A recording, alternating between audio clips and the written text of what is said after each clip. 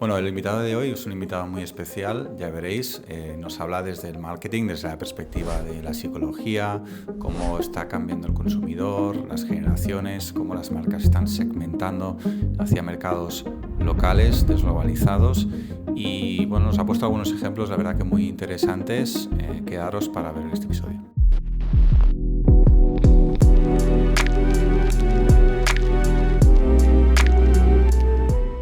Hola a todos, bienvenidos a un nuevo episodio del podcast de Hike and Foster.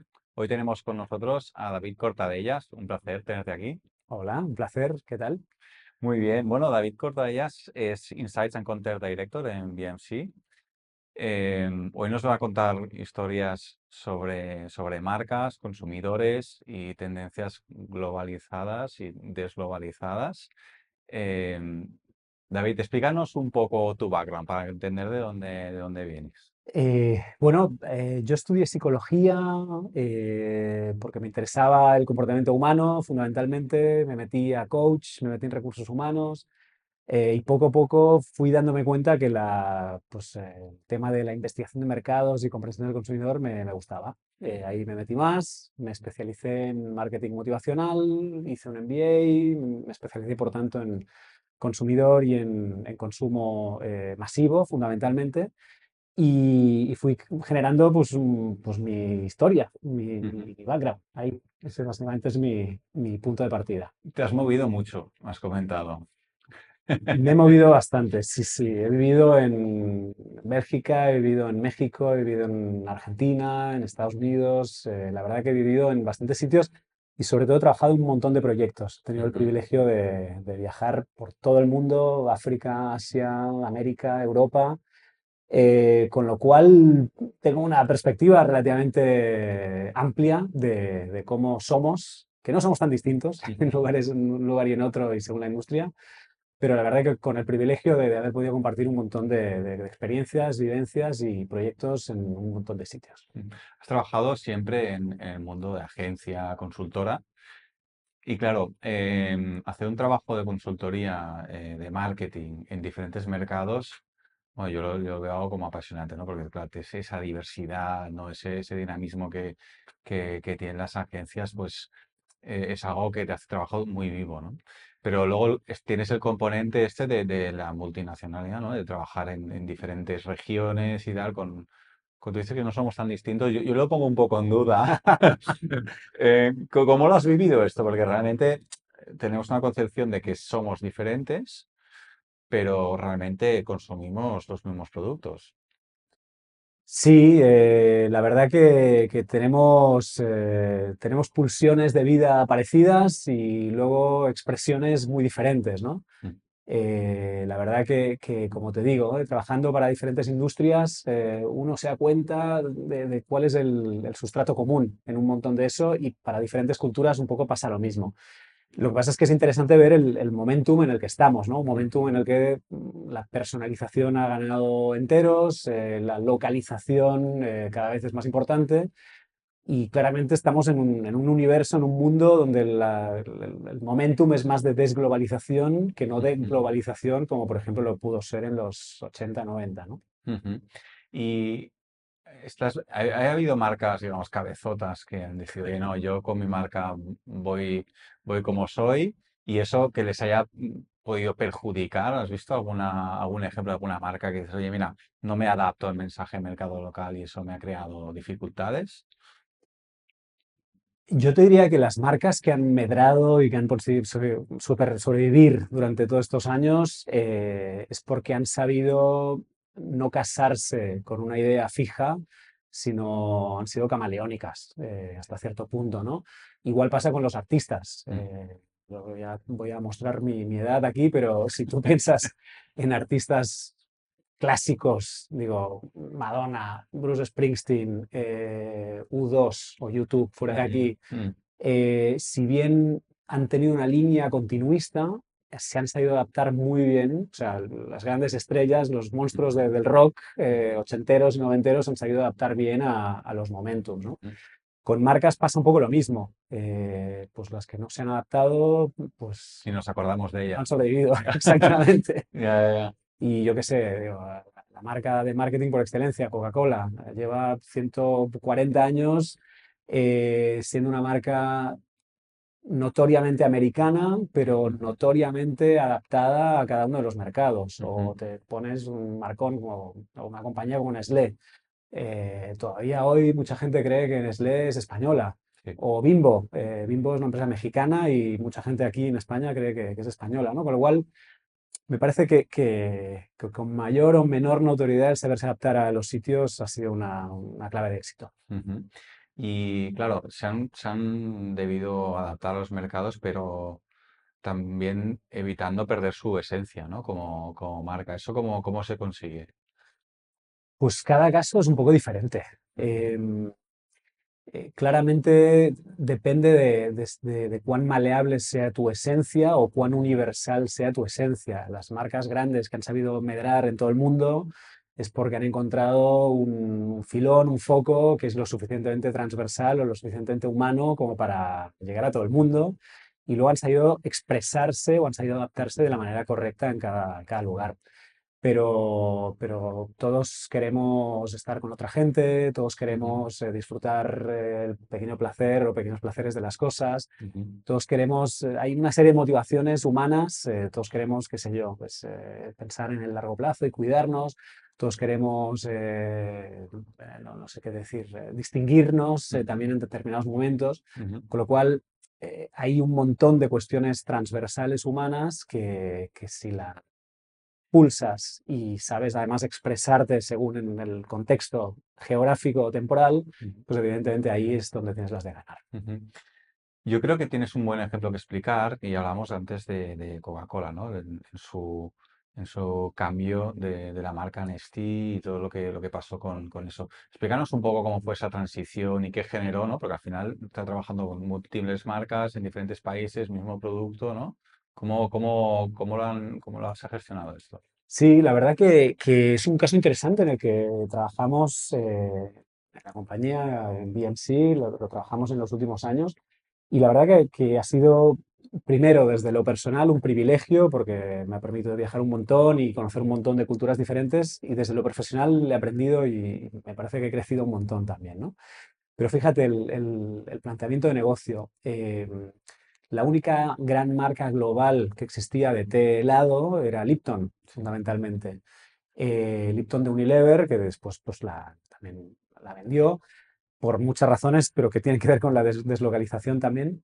Pero en cualquier caso, Coca-Cola entendió en su estrategia que no podía tener una marca puramente global o estrictamente global en mercados donde se consumía té Mm, desde tiempos inmemoriales. En España somos más recientes consumidores de té, pero si te vas a Japón, si te vas a China, incluso en Estados Unidos hay un consumo de té y de té helado y de té a veces azucarado y a veces sin azucarar mm, que es muy particular, muy lógico, ¿no? ujú, Entonces, claro, lo que hizo Coca-Cola fue, bueno, hay unas cuantas marcas en Japón que las tenemos que hacer muy japonesas. De hecho, hay sí, como 4 marcas importantes de Coca-Cola en Japón, ¿no? Ayataka, Sokenbicha, etcétera, etcétera.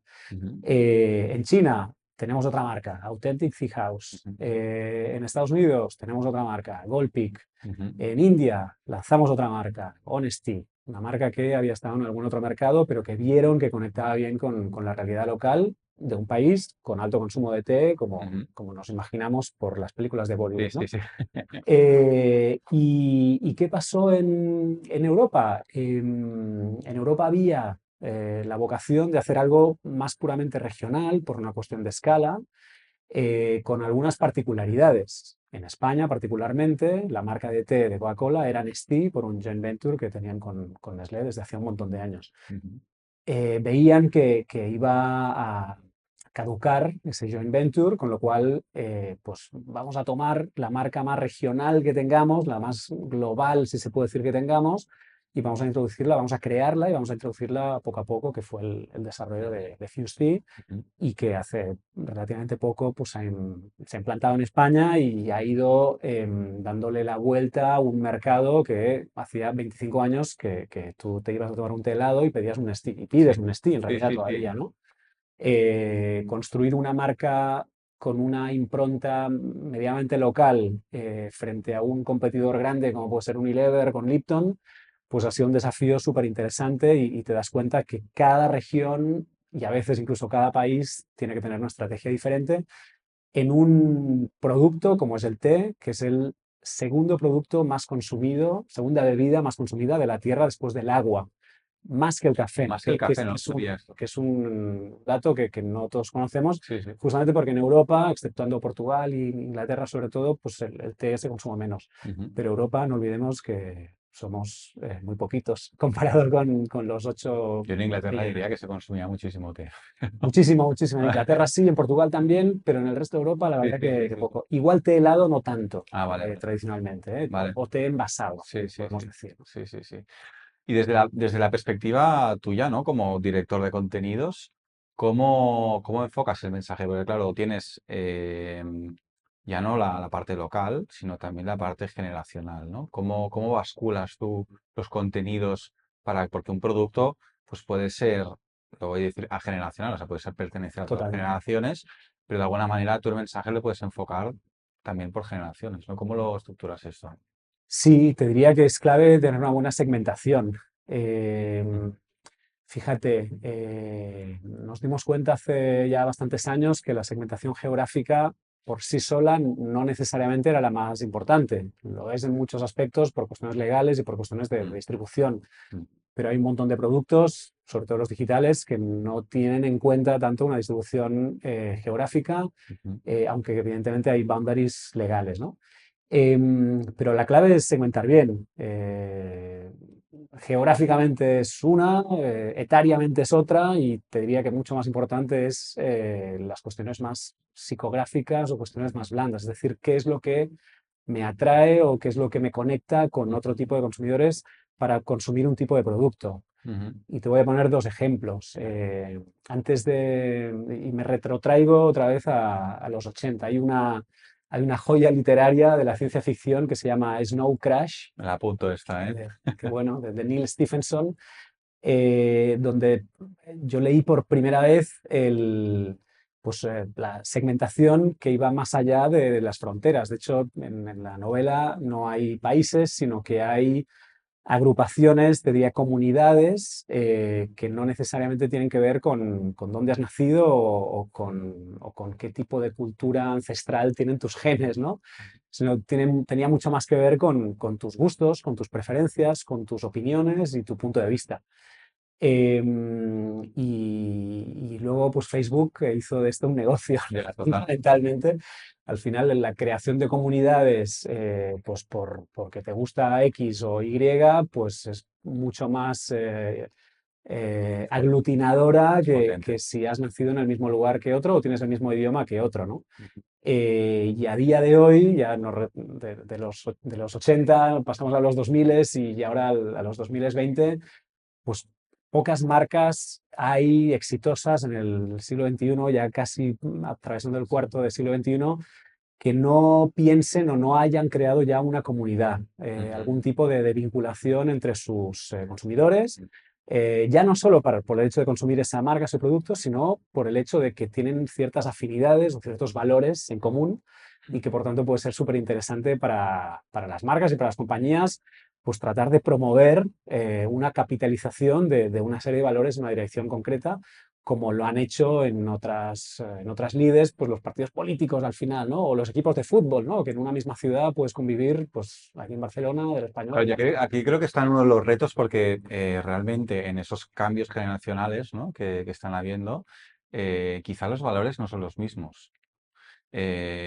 Quizá nuestra generación, que creo que somos de la misma quinta, tenemos unos valores que consideramos que son los buenos, ¿no? Y eso nos identifica a una marca, pero quizá la generación que nos sigue pues piensa que bueno, pues son otros, ¿no? Entonces, la marca tiene que, no sé, ya lanzo la pregunta, ¿tiene que decidir con quién se queda o tiene que adaptar mensajes sabiendo que quizá nuestra generación vamos a dejar de ser posibles consumidores de su marca y apuestan por nuevas generaciones? Esto es un planteamiento a nivel de marketing de marca muy, muy potente, que no sé quién toma decisión en esto, pero Claro, que nos lleva a la singularización al sí. final. Mm. Mira, en el siglo XX no se hacían distinciones en marketing por generaciones. Ujú. Es un tema relativamente reciente, del siglo XXI. Sí.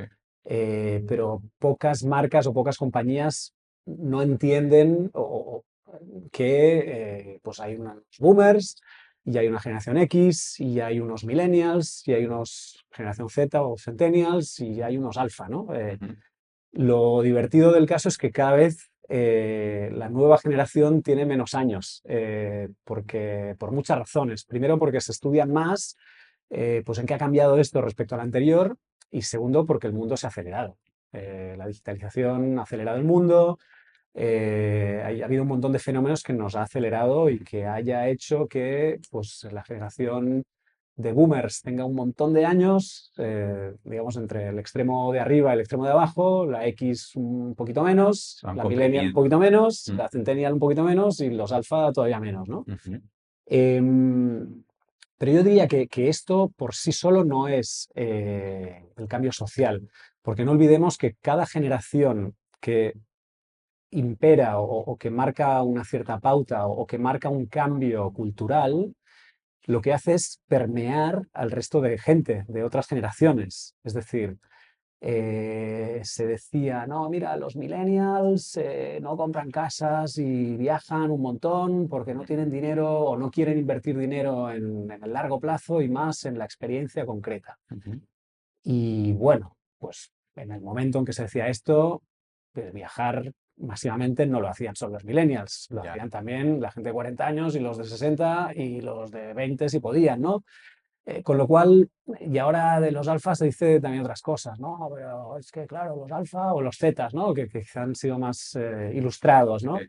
Es que los zetas, por un lado, han sido súper sostenibles, porque cuando apareció la generación Z de Greta Thunberg, Sí. todos éramos súper verdes, y ecologistas y sostenibles. Y por otro lado, también ahora se han dado cuenta que no, que como dice Rosalía, fucking money, man, ¿no? Sí. O sea, que también hay que vivir, ¿no? Con lo cual, me parece que son valores que no atañen solamente a esa generación, sino que permean y de Ujú. repente, pues nuevamente, el ecologismo permeó a todas las generaciones, algunas más que otras, a todas las edades, algunas más que otras, y el realismo, la mentalidad ROI, que a veces decimos, ¿no? Mentalidad Return of Investment, que tienen muchos zetas jóvenes o Mm. casi alfas, pues permea prácticamente en todo tipo de consumidores. Ujú.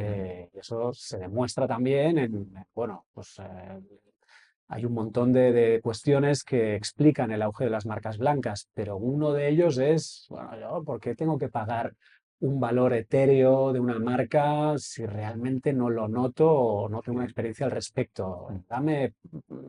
Me convierto en un consumidor más precavido, más racional, si quieres, ¿no? Más aproximado a eso.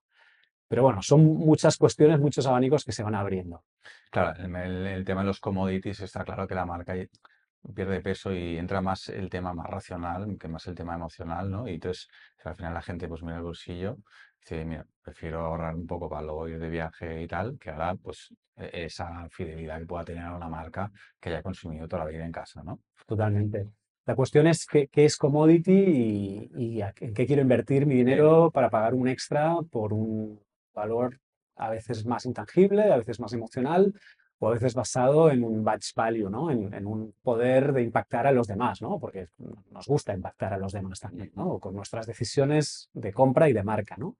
Entonces, lo que anteriormente era clarísimo, pues yo me compro la pasta Gallo o Barilla, Mm.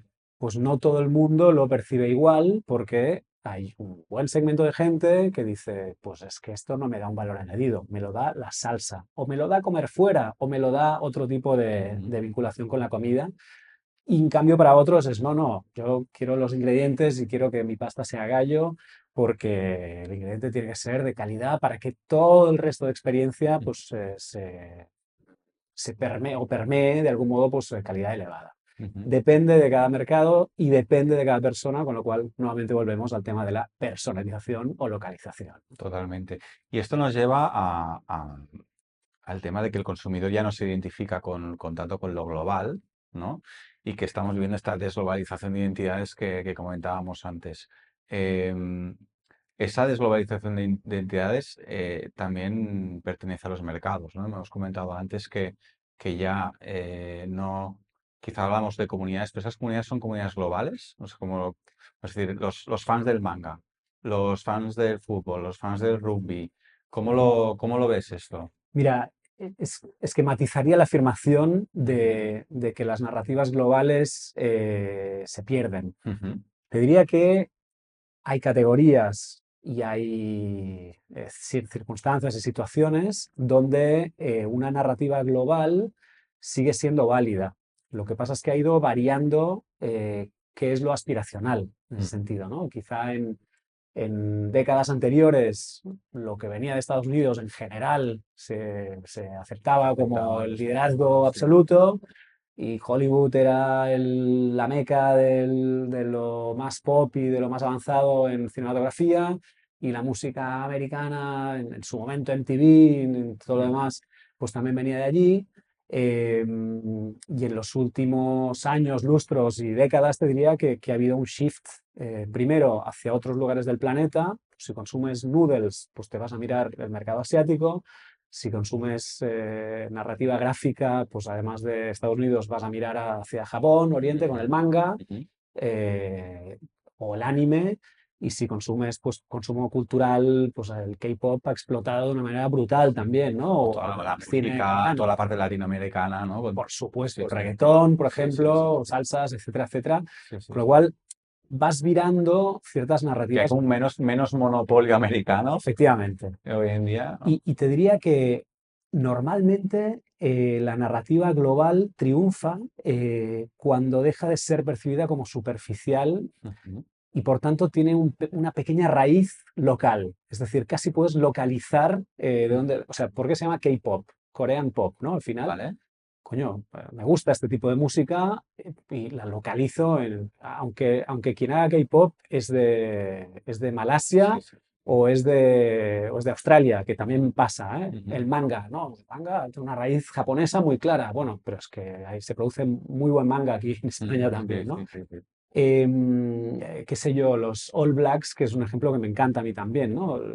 A quien le gusta el rugby, pues al final todo el mundo, te gusta o no te gusta el rugby, los All Blacks son súper reconocidos, porque hacen una jaca, porque se pintan de una manera determinada, porque tienen una serie de un código de valor, y eso es en parte porque se localiza esa aspiración global, al fin y al Ujú, cabo, ¿no? ujú, Por tanto, volviendo un poquito a la pregunta, me parece que matizaría que no hay narrativas globales exitosas, lo que ha variado es un poco el foco de dónde viene, ujú, pero dicho esto, sí, es cierto, se localiza mucho más en un montón de mercados, sobre todo en mercados de gran consumo, se localiza mucho más el aspiracional, lo ujú, local, lo cercano.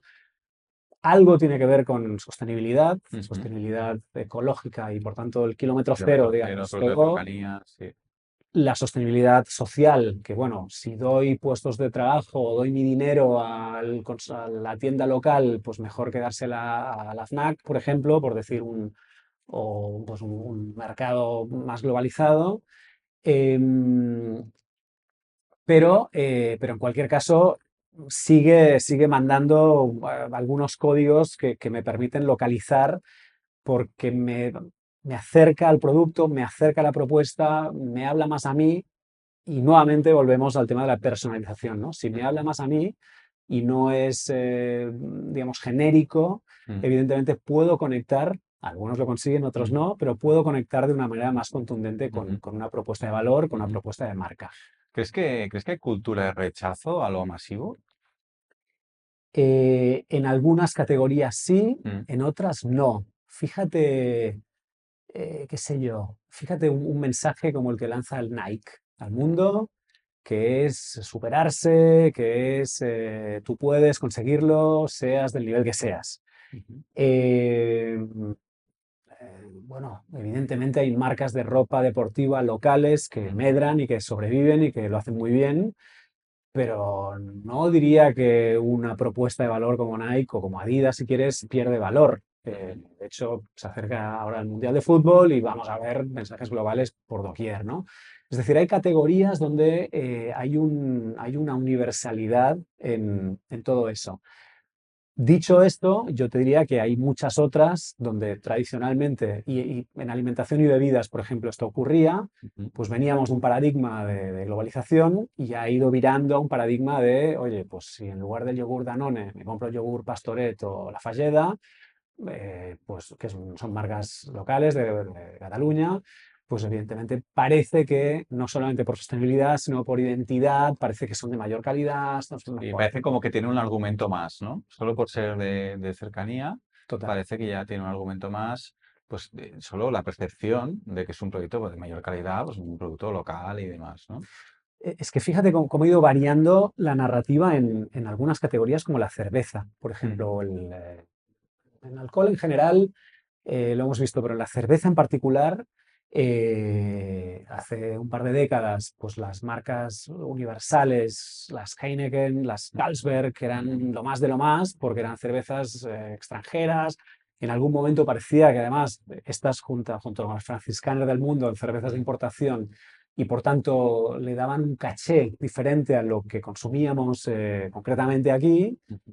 y con los años ha sido una industria y un mercado que ha seguido manteniendo el nicho de la importación porque se ha fragmentado un montón, pero clarísimamente han seguido las cervezas locales. Sí. En los últimos 10 años, pues prácticamente el trabajo que han tenido las fabricantes de cerveza en manejar un portafolio infinitamente más complejo porque tenías que localizar mucho más una cerveza y una propuesta genérica como Heineken perdía valor porque ya no tenía un diferencial de calidad como se percibía antes ahora. O sea, ya no están solo enfocando el marketing al local, sino que están haciendo producto local a medida para ese mercado con esa percepción de cercanía, ¿no? Que era un poco la ventaja competitiva que tienen los productos realmente locales, ¿no? Totalmente, totalmente. Fíjate, el otro día escuchaba el anuncio de la IPA de DAM, que se llama Complot, Sí. y que básicamente dice con lúpulo de Prades, concretamente de un lugar específico, es decir, al final ya me dirás qué escala puedes tener si solo puedes sorsear en un pueblo de Cataluña o si solo puedes sorsear tu producto de allí, ¿no? Eso quiere decir que de algún modo, nuevamente, tienes que tener una narrativa lo más universal posible, pero con una lógica local. Y por otro lado, que evidentemente vas a tener que jugar con un portafolio amplio porque seguramente no vas a poder asistir a una Ujú. demanda muy elevada Total. si realmente quieres que tu producto sea escalable, ¿no? Ujú. Y cómo, entrando un poco en el mundo de los datos, ¿cómo se trabajan los segmentos hoy en día? Porque al final digamos, hoy pues no podemos hacer un estudio de mercado con ChatGPT, ¿no? O con una IA cualquiera, decir, oye, mira, te hace un estudio de mercado porque quiero posicionar este producto para tener rangos de edad, no sé qué, no sé cuántos, y ya pum, te traza un plan, ¿no? Te hace un estudio y demás. Eh, ¿Vosotros de qué manera utilizáis la segmentación hoy día? ¿Os apoyáis con IA, con datos propios? ¿Cómo trabajáis? Mira, te diría que seguir segmentando es clave por Mm. todo lo que hemos ido comentando. Pero lógicamente la IA también ha ido transformando todo esto. Diría que veníamos de un paradigma donde se hacían segmentaciones en olas, en Ujú. one shot a veces, ¿no? El paradigma es, bueno, quiero hacer una segmentación, por lo tanto hago una foto estática de un mercado y trato de ver cuáles son los segmentos que hay ahí. Ujú. Y cada cierto tiempo se iba replicando eso para ver cómo evolucionaba esa segmentación. ¿Vale? Segmentos que crecían, otros que no crecían, etcétera, etcétera. Estamos en un paradigma donde hacer una segmentación es relativamente fácil. Como dices, hago un prompt Ujú. en ChatGPT o en Claude y me da una segmentación y puede ser relativamente razonable, pero nuevamente me está haciendo una foto de algo que además con mayor o menor precisión tampoco tengo mucha claridad de cuán preciso es, básicamente, pero Ujú. una primera segmentación te la puedo hacer relativamente fácil. Aquí la cuestión es, uno, ¿cómo puedo ir incorporando de manera continua datos para que la segmentación sea una herramienta viva y ujú, me permita tomar decisiones ujú, prácticamente al minuto. ujú. Y dos, cómo distingo lo que la niebla del Big Data que hay en Sí, Internet me dice en cuanto a verdad o me lo dice mezclado con un montón de assumptions, ¿no? Porque igual, igual nuestros abuelos o nuestras madres mm, pensaban, pues si lo dice Internet es sí, verdad, ¿no? sí, sí, Como sí. La Vanguardia lo decía, si lo dice La Vanguardia es verdad. Mm.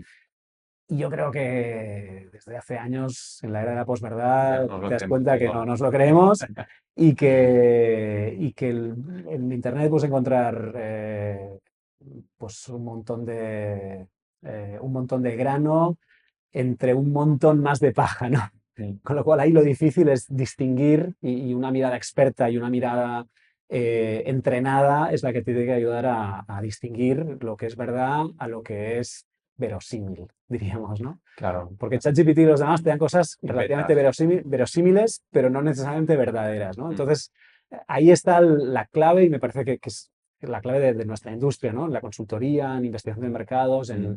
em, en marketing, te diría en general, es tratar de entender verdad y no quedarte en lo verosímil.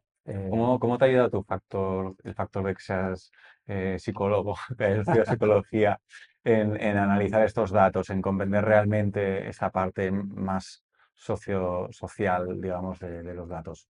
Yo diría que es eh, barro para casa, Sí, claro, sí. pero bueno, me parece que es clave el tener una mirada eh, lo más holística posible al final. Es Ujú, decir, no puedes mirar eh, atópicamente o no puedes mirar, digamos, sin tener una visión holística o global de una situación sin ver el contexto. Es decir, al final conocer hacia dónde se está moviendo la sociedad, conocer las tendencias, conocer la naturaleza, un poquito, estamos aprendiendo todos, ¿eh? sí, Pero sí. conocer la naturaleza humana y estar muy atento a los cambios que se están produciendo, me parece que es fundamental Mm. para separar grano de paja nuevamente, ¿no? Sí, porque desde la perspectiva de marketing negocio, yo creo que, bueno, yo cuando hice la carrera en marketing, ¿no?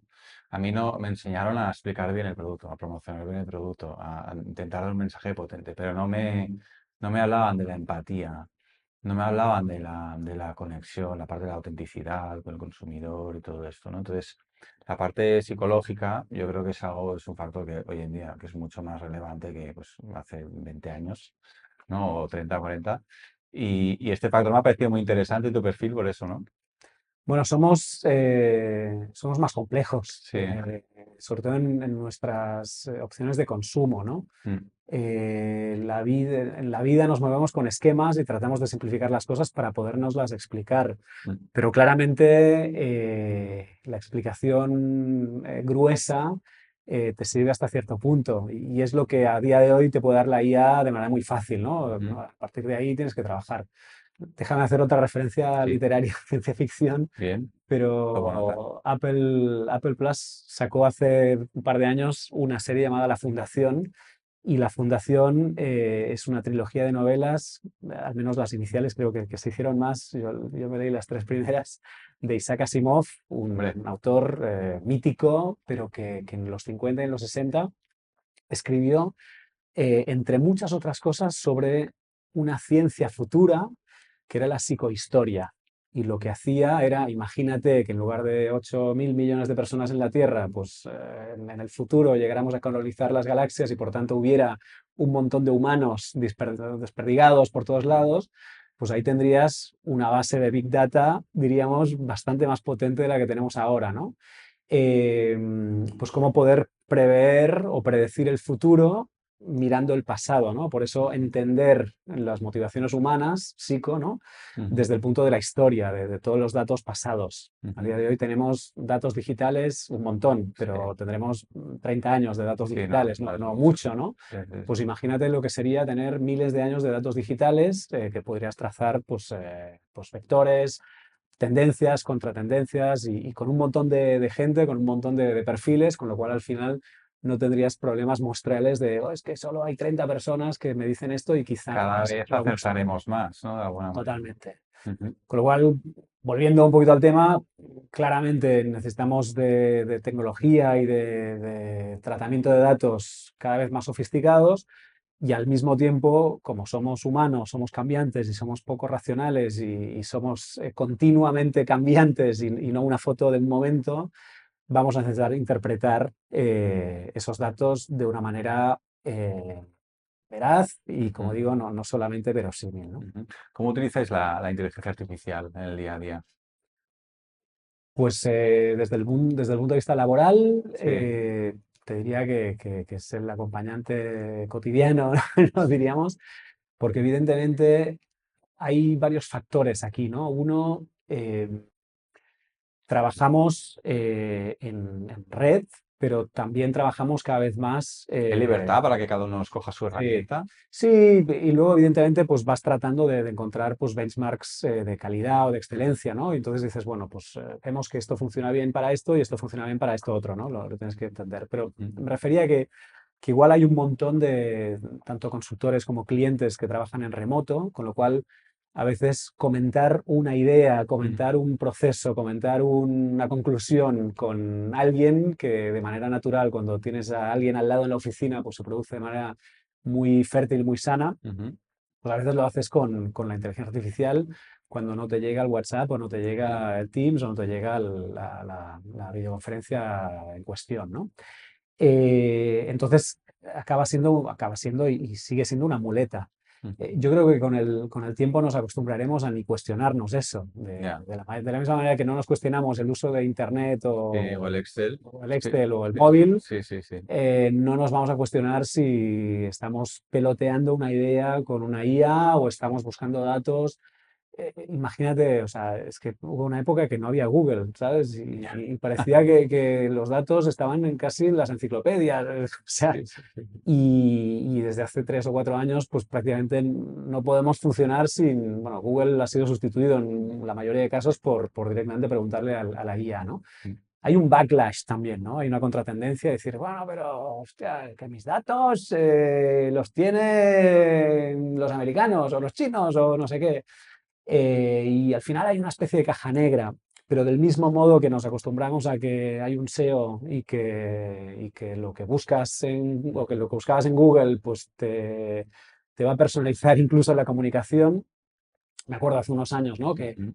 es increíble. Hablé con alguien de, qué sé yo, de embarazo intrauterino y me vino al cabo de nada un anuncio personalizado de embarazo Sí, sí, intrauterino. sí, sí. Y yo no lo busqué, lo dije con mi móvil que no estaba encendido cerca, me están grabando, ¿no?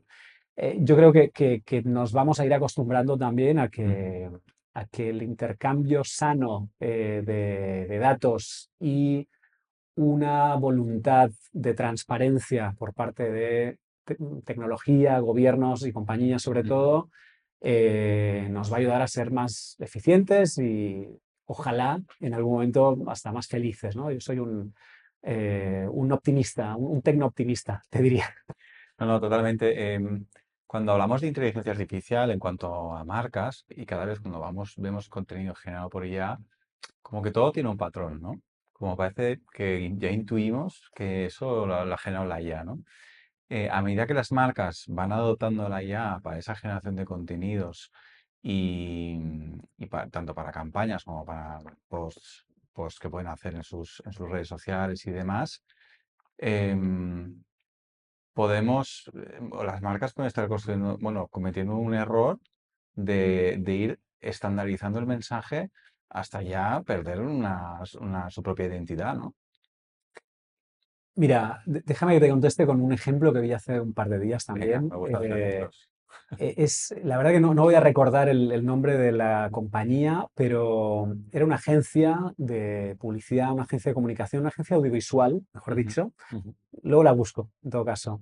Pero creo que ha ganado un premio incluso últimamente. ujú, Pero básicamente lo que hacía era una producción increíble de un minuto en el que se veía una película, directamente una película, toda hecha con IA, pero era un realismo brutal. increíble. Sí. Y se veían pues cómo salía una enfermera a hablarle a un cura. y le decía una cosa. El cura entraba y veía un moribundo y le decía otra cosa. Y el moribundo le pegaba un puñetazo al cura y le decía otra cosa. Y iba concatenando una serie de secuencias de un realismo increíble y además con una calidad cinematográfica tremenda. Ujú. Y la frase que todos repetían era Lorem, Lorem ipsum.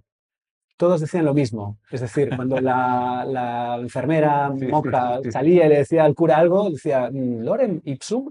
Sí. Y el cura le respondía, decía Lorem ipsum. Y entonces iban adentro, estaba el moribundo y el moribundo con voz de moribundo decía Lorem ipsum. Y el cura respondía. Y me pareció genial porque el cierre del mensaje era, tenemos los skills, tenemos la capacidad de producir lo que queramos con inteligencia artificial, lo que nos faltan son buenos guiones. Eh, y trabajamos en ello. Ujú. Con lo cual, para mí es un ejemplo buenísimo de reivindicación de la técnica y la tecnología nunca va a sustituir la mirada humana, la mirada O sea, la motivacional. naturalidad que decimos las cosas y... Correcto. Mm. Entonces, claro, estamos ahora jugando con todo eso, del mismo modo que cuando aparecieron la posibilidad de que Parque Jurásico hiciera unos dinosaurios que tecnológicamente eran súper avanzados y nos lo creíamos, la ves ahora Parque Jurásico y te parecen dinosaurios muy mal hechos. Sí. Del mismo modo que ves ahora King Kong, la King Kong de mitad, de primera mitad del siglo XX, y te parece pues muy rural, muy Sí, sí, rústica y sí, muy sí. mal hecha. Del mismo modo que te vas a principios del siglo XX, finales del XIX, Mm. y ves como pues un tren pues sale de un túnel y llega a otro sitio. Y en ese momento la gente salía corriendo del cine cuando en ese momento que King Kong, la de los 30, salió en el cine, la gente se creía que había un mono gigante, y en el mismo momento, en los 90, cuando la gente vio al tiranosaurio Rex, pues la gente flipó en colores. Mm. Y a día de hoy estamos en un momento también de que los ojos nos hacen chiribitas con todo lo que la IA puede hacer, y fíjate, y el pobre Chuck Norris se muere y hay un billón de memes y la familia tiene que salir y decir, respeten por favor Dejarme en nuestro... paz. Claro, pero claramente, como se puede tecnológicamente, pues ¡guau! Hay una explosión. Y habrá un momento, del mismo modo que toda esta fiebre pasa, que volverá a ser relevante el decir, bueno, pero ¿qué hay detrás de todo eso, ¿no? Con lo cual, en comunicación, en marketing, en tratamiento de datos, en hacer estudios de mercado por ChatGPT, Mm. habrá un momento cuando también nos quitemos un poquito la venda de los ojos y diríamos, bueno, esto está muy bien, me permite llegar más lejos en acabados de lo que se permitía antes, Mm. pero no deja de ser relevante el factor humano y el factor diferencial que va a ser clave Ujú. para acertar y para tener un target muy definido, ¿no? A futuro. Muy bueno, muy buena explicación. La verdad es que el ejemplo es brutal porque es que realmente es lo que comentaba. Al final nos hace falta mantener esa humanidad, esa autenticidad para generar contenidos, porque si no, al final, pues todo tan plano, tan de plantilla, lo Ipsum, que las marcas van a perder identidad y esto, la verdad es que ya lo estamos viendo y yo creo que tiene que haber una contratendencia en cuanto a esto, ¿no? Bueno, oye, muchísimas gracias, David.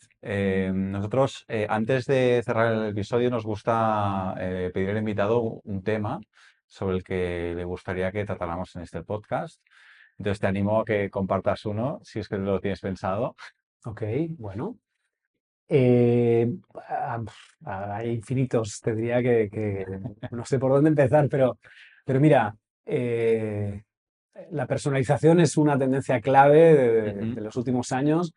Quizá hay un buzzword muy fuerte que nos atraviesa como sociedad, que es la longevidad, Ujú. fundamentalmente. Y la longevidad se refiere a que no solamente a que viviremos más años, sino a la percepción, a la creencia y al darse cuenta de que tenemos que llegar bien a los años de más a los que vivimos, ¿no? Siempre con un compañero decimos, no solamente meterle más años a la vida, sino más vida a los años. Ujú. Con lo cual, me parece que es un fenómeno súper interesante para explorar. Es un fenómeno que atraviesa todas las generaciones. Uno piensa en longevidad y pensaría en viejitos, Ujú. o seniors, Ujú. o silver, ¿no? O silver Sí. economy, que parece que es Sí. más políticamente correcto, ¿no? Pero al final nos afecta a todos. Ujú. los Z, volvíamos a hablar de generaciones, ¿no? Los más jóvenes consumen menos alcohol, se cuidan más, tienen más ocio diurno que nocturno y lo tienen por muchas razones, evidentemente, pero una de ellas, y no poco importante, es la conciencia de que vamos a vivir años y queremos llegar más o menos bien ahí. Entonces, me parece que desde el punto de vista de marketing, de comunicación y hasta de digitalización, porque Ujú. la personalización en mensajes va a ser clave ahí, me parece que Vamos puede a ser ser vamos a ser la primera generación de viejecitos con buen acceso a Internet, dominio de la IA. totalmente, Va a ser totalmente. brutal esto. Y lo que aparezca en los próximos 40 años o Sí, los años sí, sí. que sea que nos queden, ¿no? Pero claramente la aceleración de ciclos va a hacer que nos, bueno, que nos enfoquemos mucho más a todo eso. Y si a día de hoy digamos, el poder adquisitivo mayor está más o menos entre los 45 y los 55, Mm, esa frontera va a ir creciendo también, con lo cual no solamente va a haber más productos, más segmentación y más vinculación con los silvers, que van a dejar de llamarse silvers, mm, porque vamos a tener que segmentar un montón más y un montón mejor a los silvers, porque no son un cajón desastre ahí todos, ujú. pero también nos va a afectar a todos desde cómo prevenimos hasta cómo comunicamos los productos que hacemos y que vendemos, que como digo, buscamos nichos, pero buscamos nichos lo más universales posible, ¿no? En ese sentido. Oye, muchísimas gracias, David. Es una reflexión muy interesante. Me apunto esto de la longevidad, sin duda. Es un tema que buscaremos hablar en los próximos podcasts. Y pues, ha sido un placer tenerte aquí. Muy interesante la charla. Globalización, desglobalización, marcas, consumidores, generaciones. La verdad es que muy completo. La de tu experiencia, pues, es un grado. La verdad es que hemos aprendido mucho. Y espero que también los oyentes. Así que, bueno, nos vemos en la próxima. Muchas gracias por venir. Muchísimas gracias, me ha pasado volando y ha sido un placer. Así que encantado de estar aquí y hasta la próxima. Gracias.